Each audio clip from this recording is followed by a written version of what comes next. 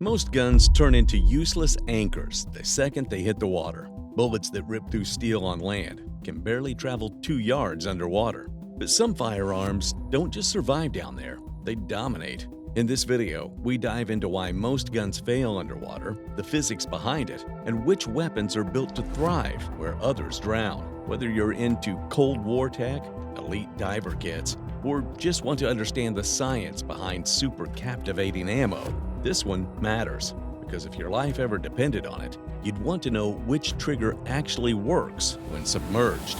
To understand why most guns fail underwater, you need to understand the medium itself. Water is around 800 times denser than air. A cubic foot weighs over 60 pounds.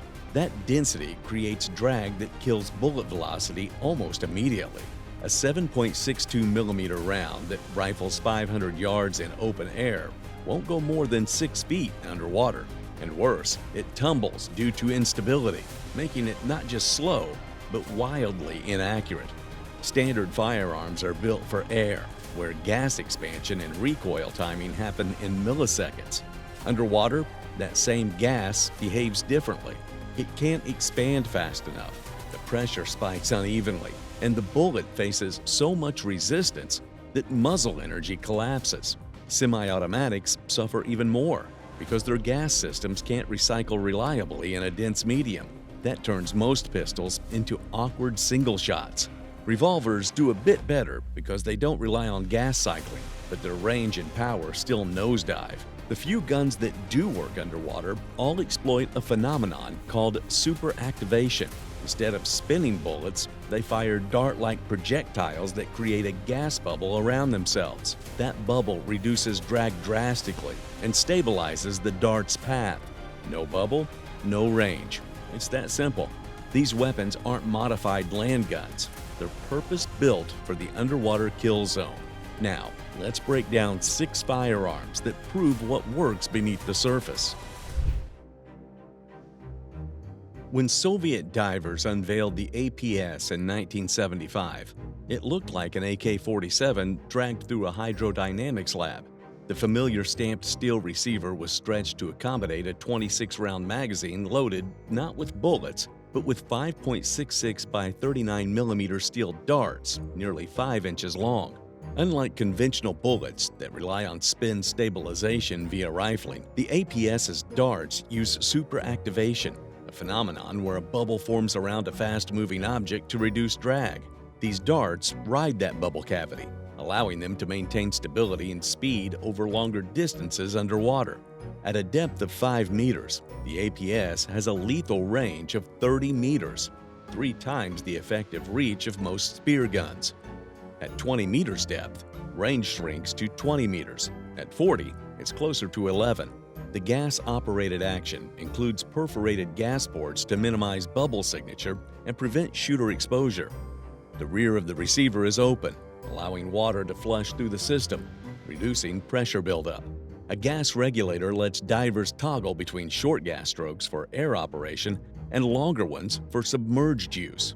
On land, the APS becomes wildly inaccurate. Firing darts from its smooth-bore barrel leads to severe dispersion, and the weapon's service life drops from 2,000 underwater rounds to fewer than 200 in air. Despite those limitations, it was invaluable during the Cold War. Instead of burdening divers with both an AK-74 and a spear gun, the APS combined both missions. Even today, Russian, Indian, and Serbian naval units still carry APS rifles because they remain unmatched for underwater firepower. While the APS provided long-range capability, frogmen also needed a close-quarters solution. Enter the SPP-1, a 4-barrel double-action pistol introduced alongside the APS. Each pull of the trigger rotates a striker, discharging a 4.5 millimeter dart from one of the 4 separate barrels. Reloading is simple and efficient. Flip a latch, hinge the cluster forward, insert a fresh 4-dart clip, and snap it closed. Weighing just over a kilogram when loaded, the pistol feels hefty on land, but underwater, that mass counters recoil and enhances stability. Its performance, like the APS, diminishes with depth. 17 meters of effective range at 5 meters depth down to just 6 meters at 40 meters. Yet within those limits, it retains enough kinetic energy to penetrate a 5mm faceplate or padded wetsuit, criteria used by Soviet scientists to define lethality. On land, the SPP-1 handles like a sawed-off shotgun firing slugs, lethal at room distance, laughable across a street. But that's by design. The pistol is made for zero visibility, arm's-length encounters in harbors or wreck interiors. At a half a century later, it's still in use by Russian and Eastern Europe divers for exactly those situations. Western naval forces didn't catch up until the mid-1970s, when Heckler & Koch released the P11, cloaked in Cold War secrecy. Its design remained classified until 2008. The pistol looks like a cordless drill, and in many ways, it functions like one too. Firing is fully electric. Two 12-volt batteries power a sealed circuit board. Pull the trigger, and a cam rotates to ignite one of the 5 preloaded barrels using an electric charge. There's no mechanical firing pin, no shell ejection, and virtually no sound. Ideal for covert operations. HK designed 2 barrel packs, one for underwater use, launching 4-inch steel darts up to 15 meters, and the other for land operations, firing 133-grain projectiles using plastic sabots.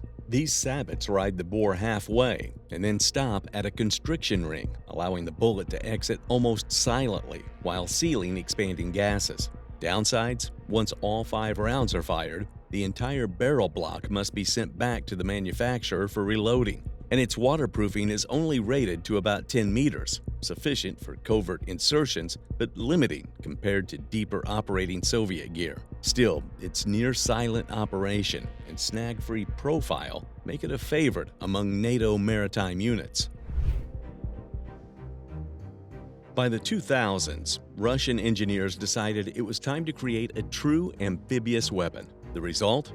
The ADS, combining lessons from the APS, ASMDT, and A91. The ADS is a bullpup rifle chambered in 5.5 by 39mm that works effectively both above and below water. Its bullpup layout concentrates the mass towards the shoulder, improving balance and recoil control. Spent casings eject forward, keeping gas and debris out of the operator's face, a must in tight spaces or with diving goggles. The magic lies in its ammo. The PSP cartridge mimics the shape and dimensions of standard 5.45 rounds, but houses a supercavitating projectile. Its cupped nose forms a stable bubble in water, giving the ADS an underwater effective range of 25 meters. On land, its subsonic velocity of 330 meters per second provides low recoil and suppressed acoustics, suitable for boarding actions or covert raids. The underbarrel 40mm launcher adds versatility, letting operators engage targets with high explosive or gas grenades without switching weapons. With optic rails and suppressor compatibility, the ADS offers modern Russian divers a do-it-all package that replaces older multi-weapon loadouts. Before the ADS, Tula designers experimented with a dual-mode rifle, the ASM-DT. It combined elements of the APS and the AKS-74U, including a folding stock and an oversized receiver capable of cycling both standard and dart-style magazines. A selector switch toggled between land and water modes by adjusting gas flow and spring tension. In theory, it was perfect. In practice, it was cumbersome.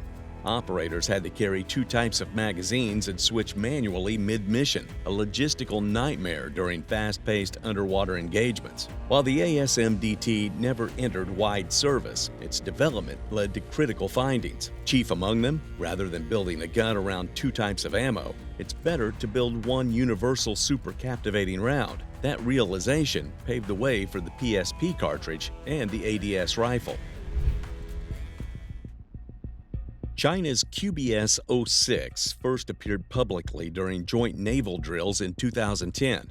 While inspired by the APS, it is chambered in 5.8 by 42 DBS-06, a dart-firing cartridge unique to the platform. Its magazine holds 25 rounds, and the gun maintains a relatively compact 3.15 kilogram footprint thanks to a wire stock and a smoothbore barrel. Its darts are 120 millimeters long with flat noses, designed to generate cavitation bubbles. Reported effective range is around 20 meters, similar to APS performance.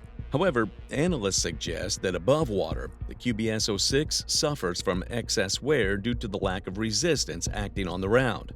With fixed iron sights and a relatively high cyclic rate, it fits China's doctrine of close-in sabotage and amphibious assaults. Although its long-term battlefield performance remains untested, it marks a shift in underwater weapons development beyond Russian and NATO spheres. So there you have it, 6 guns built not just to fire in water, but to control it. From bubble-riding darts to electric ignition, underwater firearms show how far we've come from simply waterproofing land guns. If you found this breakdown useful, or just plain fascinating, give the video a like and hit subscribe. We've got more deep dives, pun intended, on weapon design, tactics, and survival coming soon. Drop a comment. Which of these weapons surprised you the most? And which would you trust if you were dropped into the deep with enemies around? Thanks for watching. Stay sharp, above and below the surface.